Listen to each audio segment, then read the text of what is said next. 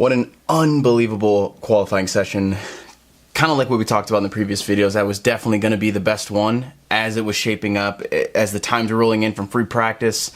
So let's just get straight into the times, then we'll talk about some of the highlights. So Max Verstappen, and finally getting a pole. So he breaks his streak. He had 7 front row starts with no pole positions, so he breaks that streak. So his eighth front row start will be a pole, and he is actually the 100th different pole sitter in Formula One, so that's awesome. And on top of that, he sets a new track record for the Hungaroring. So that's, again, unbelievable qualifying session. Well done, Max. You kind of watch him pacing through the practice sessions. You kind of saw this coming, but unbelievable to see it happen.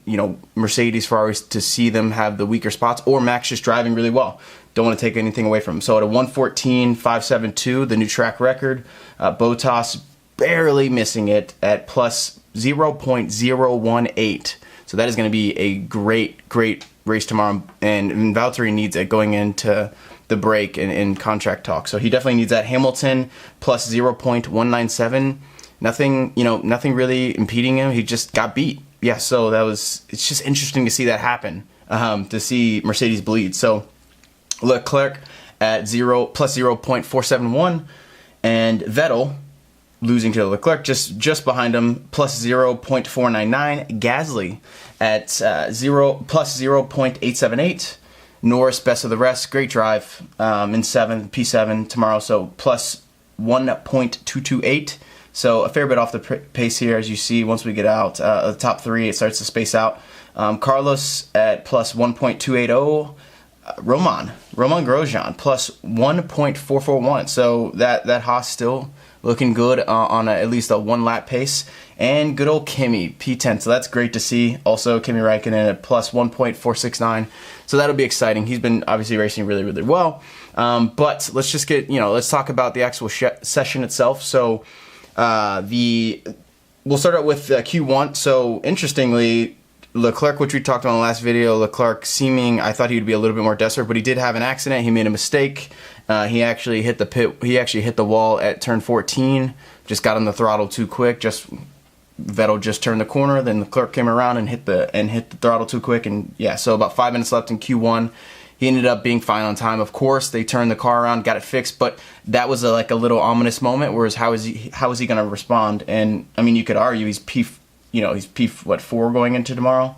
So, I mean, I think he did all he could, but he responded pretty well, all things considered. But the real story out of Q1, well, I guess there's 2. Daniel Ricciardo missed Q1, and you kind of watch that, and there was a moment with him and Perez, and there's a Haas car. There's some traffic, and I'd show it, but we all know what's going to happen if I even remotely commentate on anything of the content. So I'm not going to, but he tries to pass the racing point because it's coming up in the checker flag. He may not make it. He didn't really say it in his interview, but I think his thinking is he may not make it, so he tries to get around him. We saw that with Max in China, and he ended up having to back off because Checo's like, no, you're not doing this, and he sped up and kind of took the spot back. So Ricciardo didn't really get to accelerate down the straight to start the race, or to start the hot lap. So did that slow him down? Sure, but was that the reason? I don't know about that. But either way, he's out. He gets eliminated. So of those, and the other story is George Russell with a great drive. So George Russell, I mean, from last year, he improved that time 1.1 second. There is no way that Williams car improved 1.1 second. There's no way they found that. I think George just had a great drive, which, he gets eliminated in 16th, but still, that's a great drive from the Williams car. So to have that sort of improvement, and that's 5/100ths, which I believe was off the Haas car, off Grosjean, in fact. So barely, Roman makes it, almost gets kicked out by the Williams car, and then ends up being in P9. So yeah, interesting stories, both of them, between Ricciardo and Russell. We go into the Q2 elimination.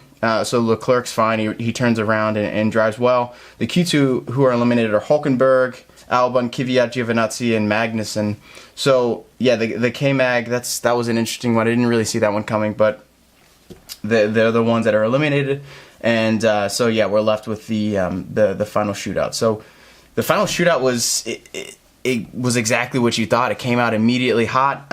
You see Hamilton's the first one to go through. He takes provisional pole. Valtteri follows him, takes it right back. And then you see Max actually take the pole right the next time around. What really boiled down to for Lewis was the first sector. So the first sector, everyone came out at about 27 flat. And Lewis had a 27.2, which, I mean, that ended up being the difference. And the low drag philosophy for Ferrari, you know, the downforce, that was hurting the Ferrari's sector 3. And I think that's what really put them over the edge. But, you know, Valtteri and Vettel matched Max's 27 flat in the first sector. Usually the Mercs, you would think, do better in Q2. And the Ferraris in Q1, but with Max matching, which is exactly what we talked about, if he can somehow match the Ferrari in Sector 1 and then stay close in Sector 2, he's going to take pole, and that's exactly what happened. So, you know, the car's making sense. They didn't really pump up to an extra engine level or anything like that. It just, the Red Bull looks good, and that's super exciting. Honda's third pole since Jenson Button. 1992, so they can add a fourth now. So that's really exciting. Norris with the best of the rest. So again, the times are Verstappen at a 1:14.572, and then P2 Bottas, then Hamilton, Leclerc, Vettel, Gasly, Norris, Sainz, Grosjean, and Räikkönen.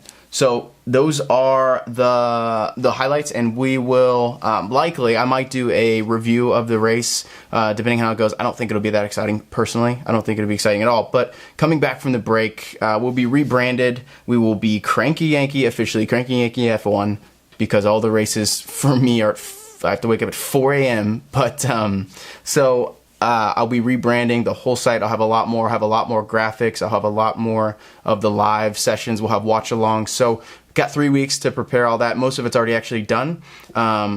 And so I probably won't be making a video tomorrow because I probably will be tweaking with some of the software we're creating. But thanks for checking this out, guys. I appreciate the support. I really do.